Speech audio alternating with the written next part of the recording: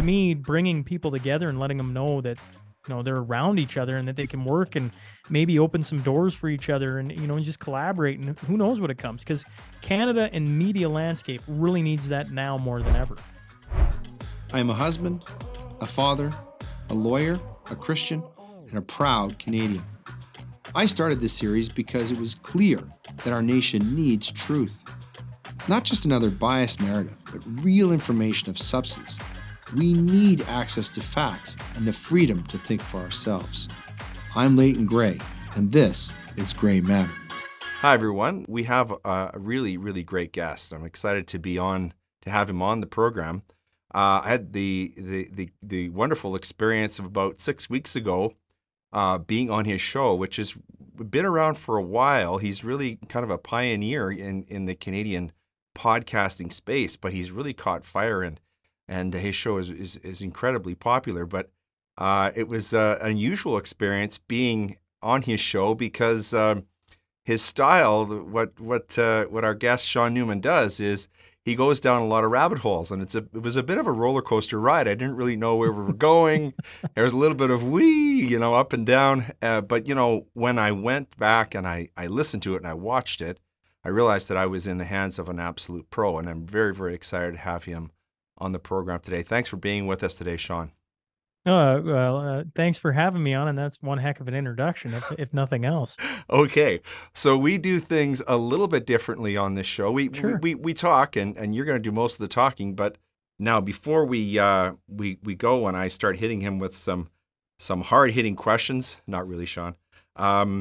A feature we have on our show is our aphorisms, our framing aphorisms, and these are in your honor because I went and I trolled your website and I saw some of your favorite people.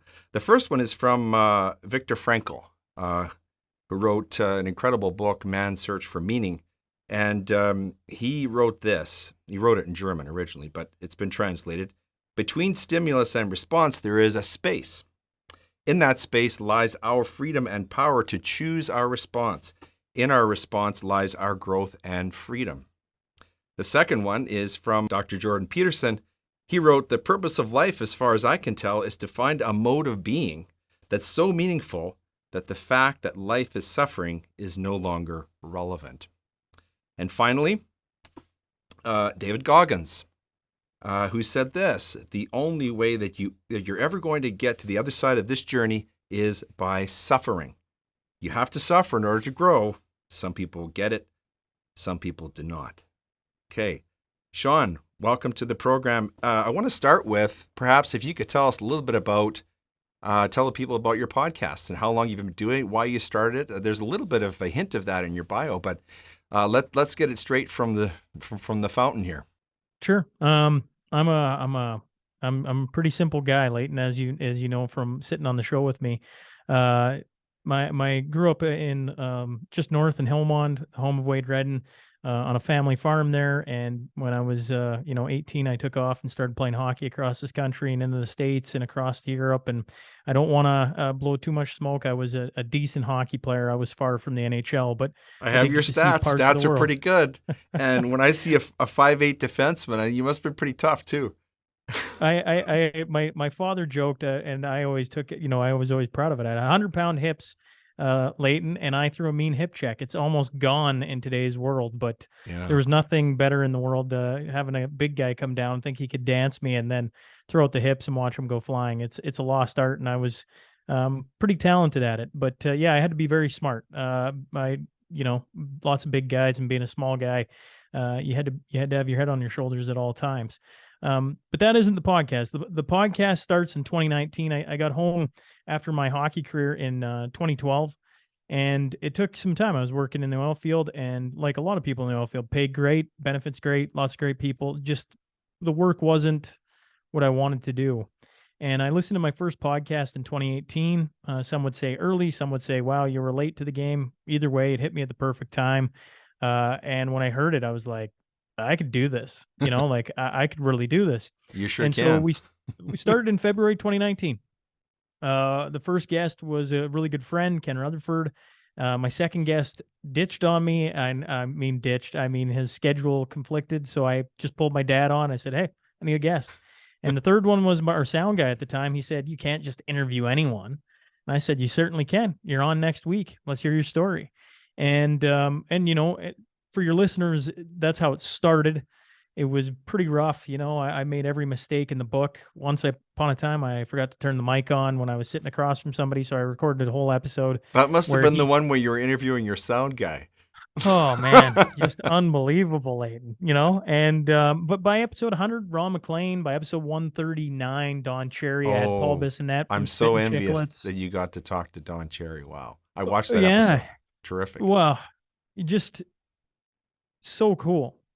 And I was getting to live out a lot of things at the same time. I'm working full time. I got 3 young kids, a wife, as you've said, and, COVID hits, and, I dragged my feet for a long time, a very long time. I didn't want to talk about it. I just wanted, I had my eyes set on, honestly, I'd pitched it to Glenn Healing, and he'd said they were going to do it, and they were already in the works of it. So it kind of fell flat, and I was a little disappointed, but I really wanted to interview the NHL alumni. I wanted to go around and talk to all these old men with all these old stories and capture them before they honestly pass on, Right. Like, I just think every day another one goes, and you're like, we are could have losing interviewed them. him. Yeah. Yeah, We lost and there's Bobby Hull recently, and yeah, thousands of them, Yeah. thousands of men, and certainly the Bobby Hulls and the Wayne Gretzkys and the Bobby Orrs and all these names have been interviewed forever. But Yeah. there's guys like Dennis Plonich who came on the podcast, who's probably been interviewed. I met more than I him. give credit. I met him. And his story's unreal. That is a tough just hombre. yeah. Oh my goodness. Yeah. And so 2021, I guess 2021, the summer of 2021, finally I worked up the courage to start bringing on different doctors, and that's where it really changed.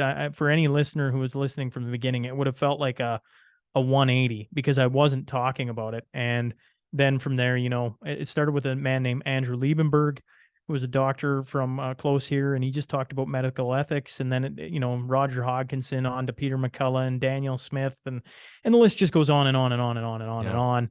And that's really shaped where I'm at today, and for the listener today, where I'm at is, as Leighton alluded to, I walk in with a plan every day, just as Leighton has, but I really try and use my judgment on what the guest is talking about to try and pull something out that I'm interested in and see where it goes. And so Leighton was you were one of the, you were part of the experiment as well. You said some things, and I went, let's talk about that. And away it goes. And you sometimes you have a plan. Other times I just, it takes a life of its own that goes where it wants to.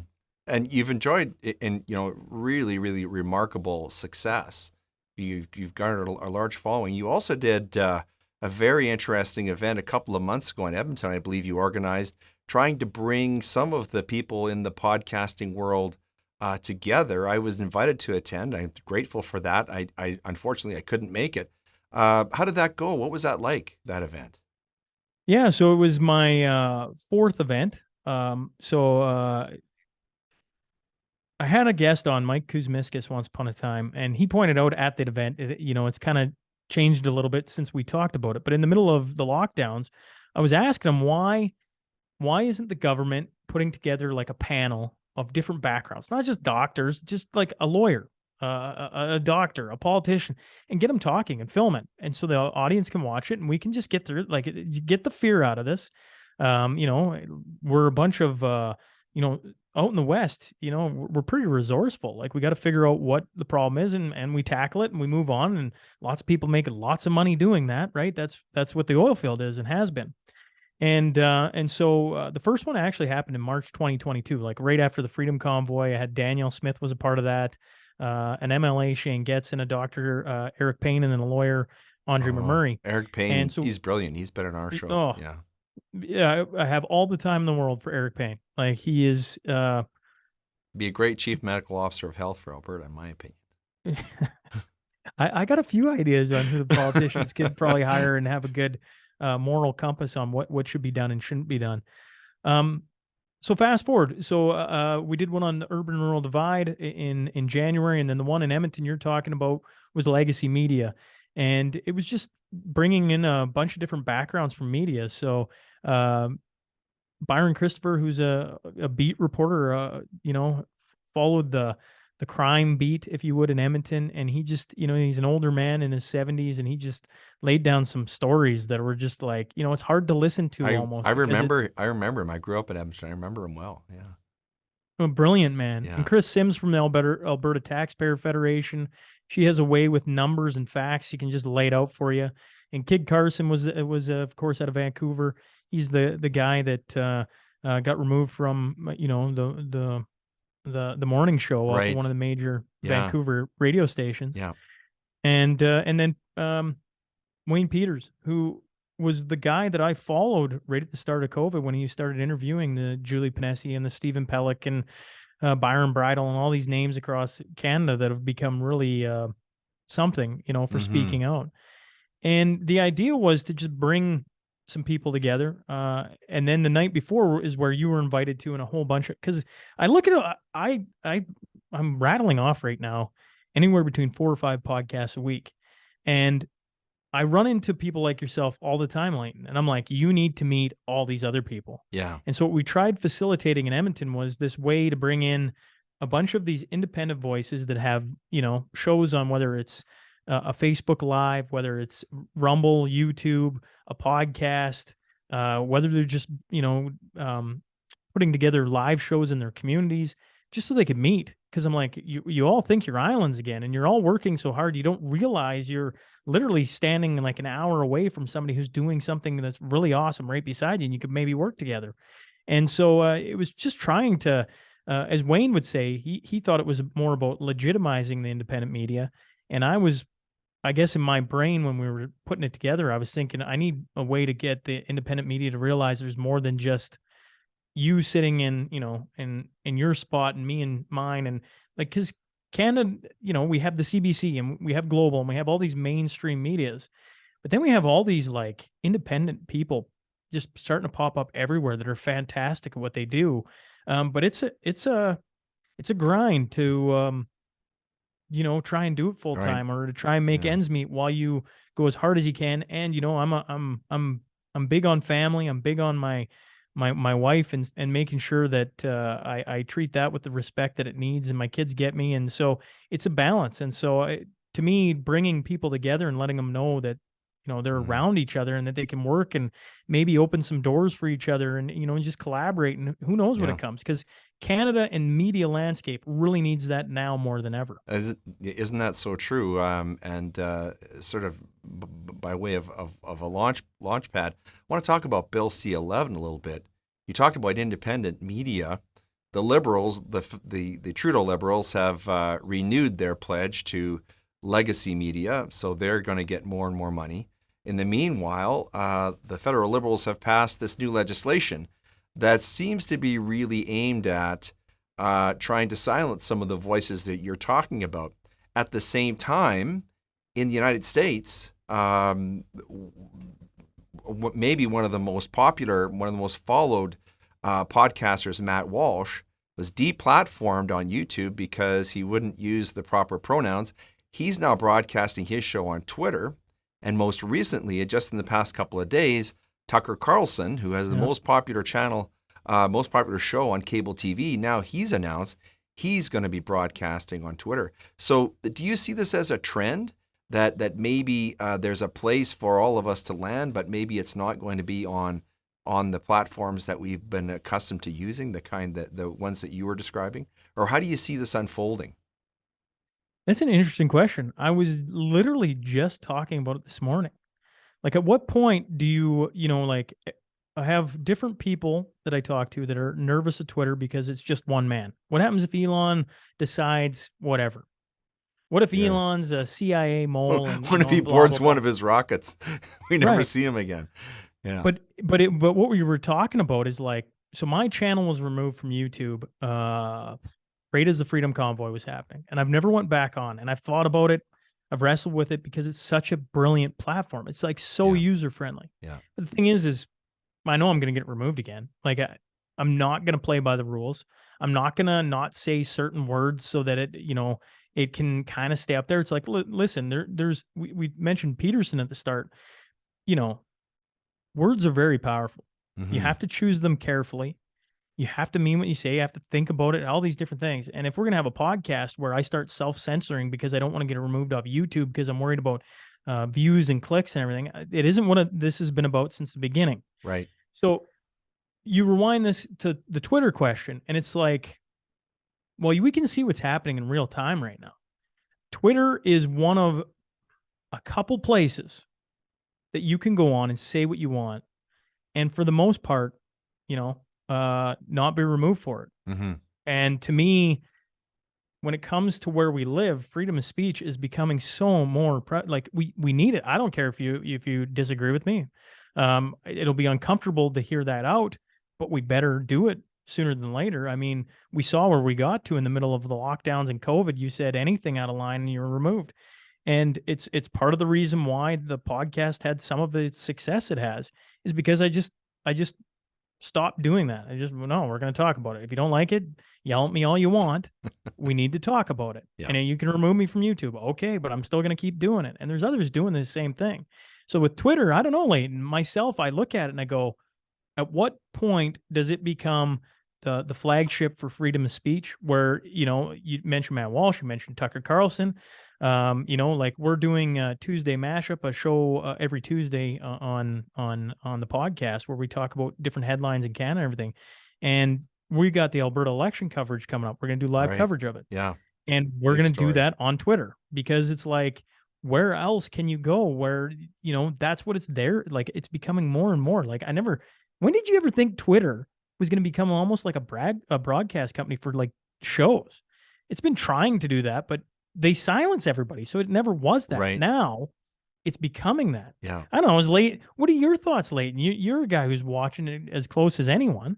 I think that I think it's very exciting, first of all, to have voices like Tucker Carlson, because as great as he was on Fox, now we're going to see Tucker Carlson Unchained. And I don't know if you saw the speech that he gave that some people think got him fired, where he basically said, you know what, folks, we're in a good and evil struggle here. This isn't about politics. This goes much deeper even than culture, right? We're talking about an existential situation. We're in a battle for reality, for objective truth. And apparently that cut too deep down to the bone for Mr. Rupert Murdoch. And so I'm very excited to see to see Tucker unchained, because, he'll be able to talk about things. Of course, we'll get all of the wonderful content from Tucker Carlson. I mean, he's one of the only people who can actually make political commentary entertaining. I mean, just his own commentaries on things. He's a very gifted person. That's so exciting. It's going to draw so many people to Twitter. But the thing that I would like to see that's missing from the discourse, and I saw a tweet that you posted recently, Shaun, where you said, I want an NDP supporter to come on the podcast, and you'll sit across from us and discuss the upcoming election. You said, is there anyone willing? And boy, you put your finger on the spot. Those are the conversations that we need to have, right? We have to get, and hopefully this will happen on Twitter or some other platform. We can actually get together, point, counterpoint. We used to have those shows. We used to have those conversations. Yeah. We used to have them everywhere. And now people are afraid to have them. They're even afraid to have them down at the Tim Hortons because somebody might be listening. Well, I don't know if you've been watching any of Billboard Chris's stuff. He's been walking around. I saw you had him on your show. I watched that episode. It's brilliant. Yeah. Oregon and Portland and different spots. And the last one just really struck me as like, that's tough. And it was a girl saying she agreed with pretty much everything he's about, but she's afraid to say anything. Like she almost breaks down in tears because the harassment just in having a conversation on the street.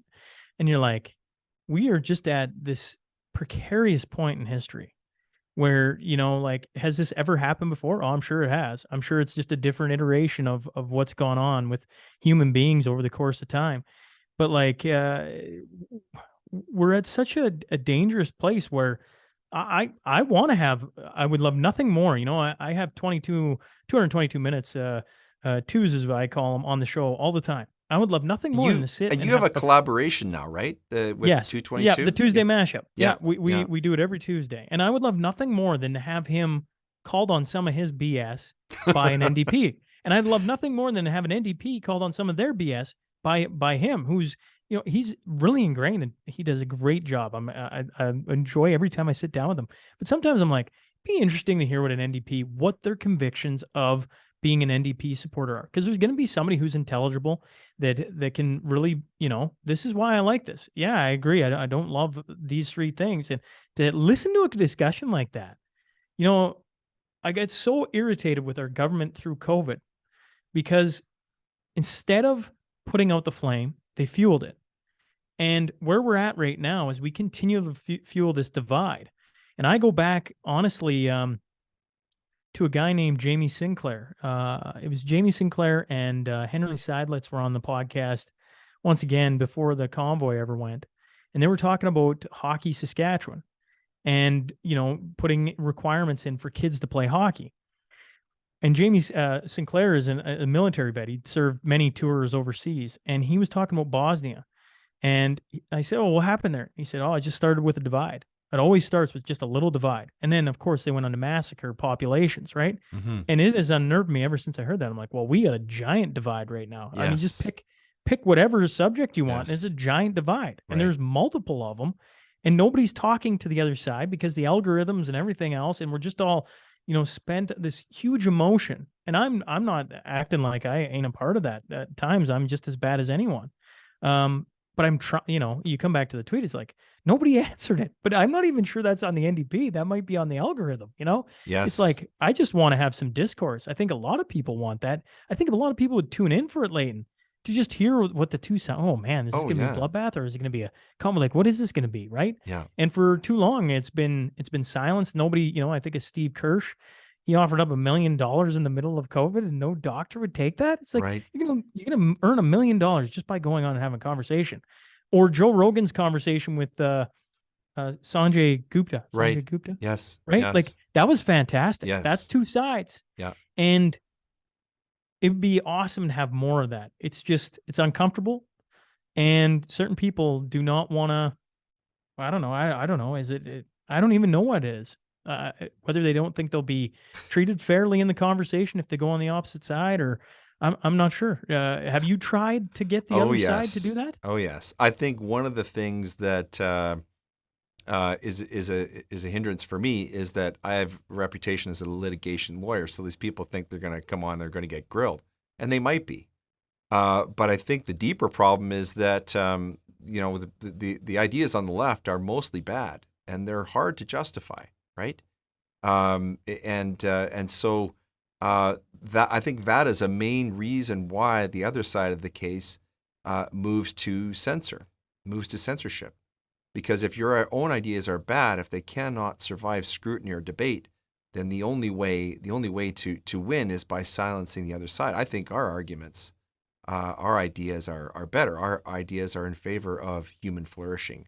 I mean, how do you argue against freedom? How do you? It's funny though. Once upon a time, like I jump on these grenades all the time. Listen, Shaun is the guy who said remove Trump from Twitter.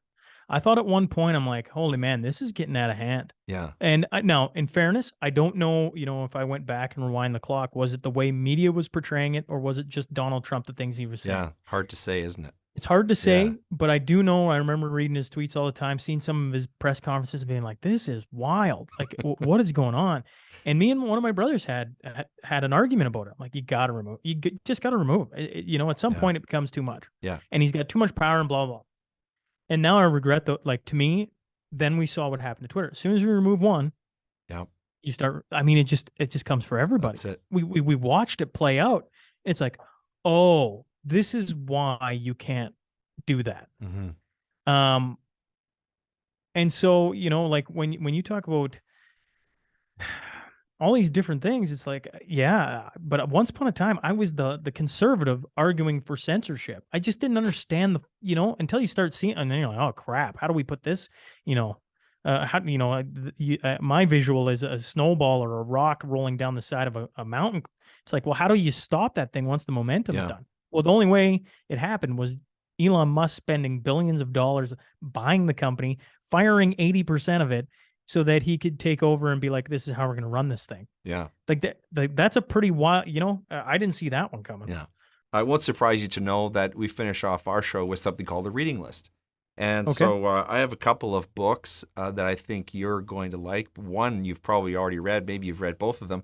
Then I'm going to ask you to share a selection or two.